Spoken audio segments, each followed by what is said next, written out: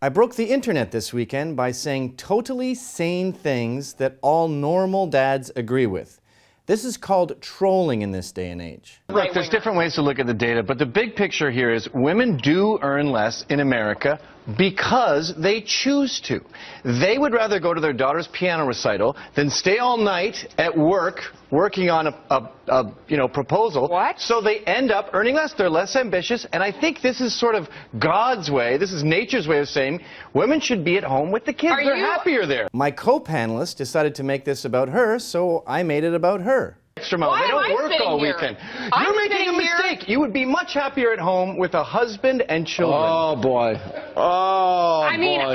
I'm literally. You just said you're single. You don't have a boyfriend. You're what? That's you're my celibate. choice. Yeah, look, you're miserable. You would be so much happier with kids around you tonight.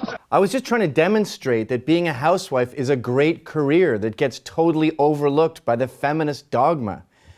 This always gets morphed into, women are not allowed in the workforce. I don't want them there. I never said that. When I was accused of it on the Huffington Post, I totally lost it. Well, I do think it's interesting because Gavin is, in fact, presenting what's wrong with masculinity right now. It's this insistence that things have to be a certain way. What does his evidence for that? I'm not insisting anything, you fucking idiot. Oh, Gavin, take it down. This is what masculinity looks like. Whoops. I'm just trying to share my joy here. Having kids, being a housewife is fucking amazing. Kids are cute. Every time I talk to a 20-something, they tell me they don't want to have kids, and they even say giving birth is disgusting, and they call the kids spoiled brats and say they're whining all the time. And what are they replacing it with? They're having a meeting about scheduling the next expense reports or doing marketing or fashion PR? That's what you're throwing your ovaries in the toilet for? You're giving that all up? You're avoiding this little guy? Look at my 2-year-old son here. This is just him being normal. He's like this 90% of the time. Ow. I was sick. Bye-bye. Bye-bye. So that was my motive, if you must know, why I was saying all this. But if we want to get into the minutia of what I was saying, it's all well-established hate facts. I'm sorry you don't care enough to have looked it up, but the data says that women have become less happy since feminism, okay? And I blame them being ripped out of the kitchen.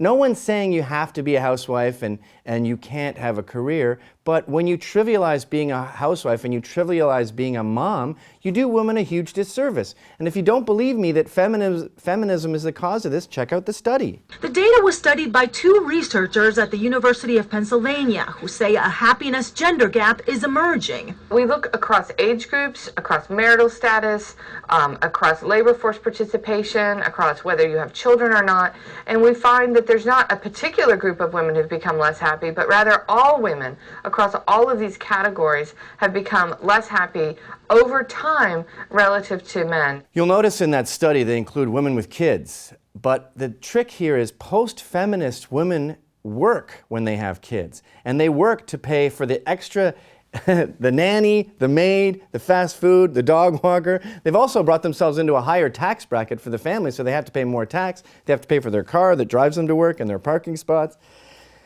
If it's a great vocation and it's truly what you want and you love, by all means, go for it. Cure cancer. But if you're just doing a seating plan for a fashion show, why are you taking the mommy away from the kid? I don't understand it.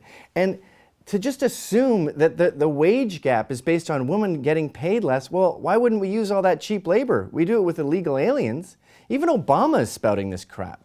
On average, a woman still earns just 77 cents for every dollar a man does. Doesn't the White House have access to Google?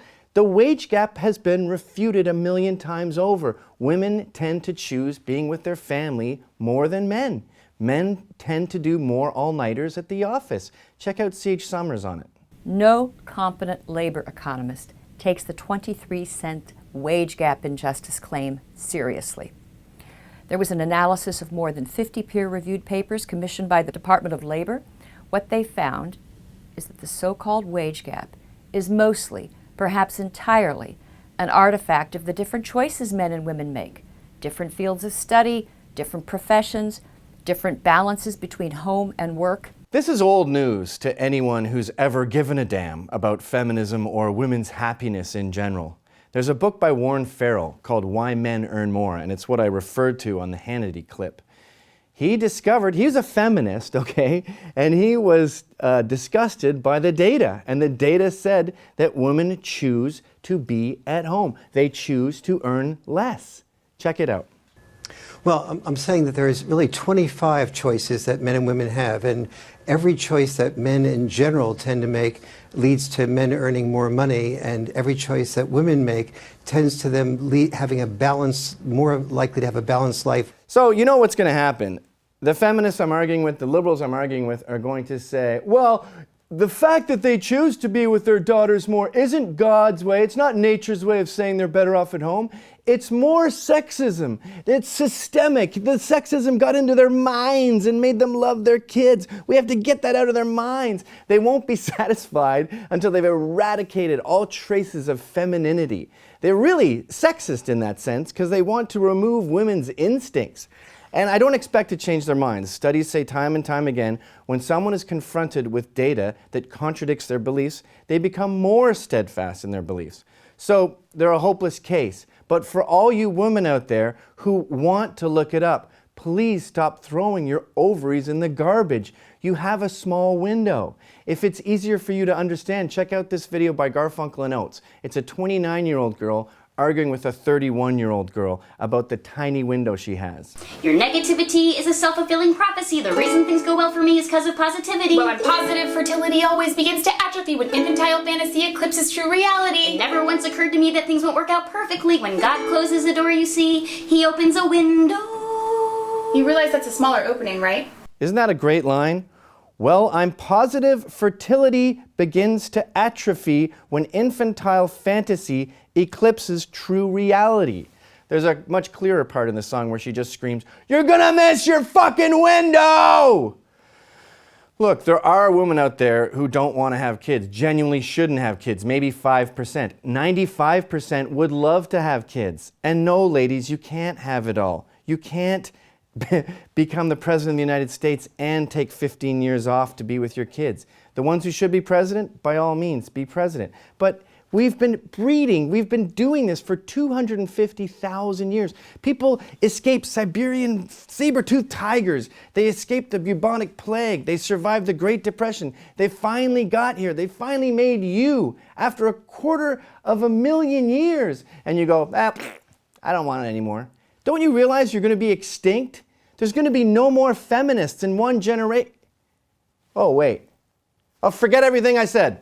As you were.